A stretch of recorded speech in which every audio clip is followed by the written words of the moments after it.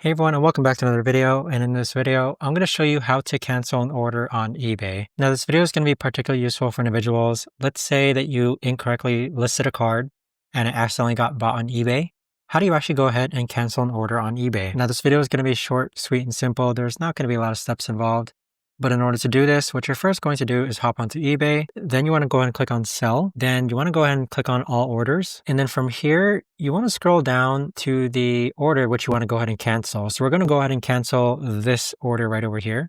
So we're going to click on these three dots and then scroll down and then click on cancel order. Now, once you click on cancel order, you're going to see that there's a reason for the cancellation. We're just going to go ahead and choose out of stock or damaged. Click on next. And then you're just going to make sure that this is the correct order. Click on next. And then afterwards, there should be a prompt that you're just going to go ahead and review this and then click on cancel order. But there you have it, guys. That right there is the best and easiest way that I know of to actually go ahead and cancel an order on eBay.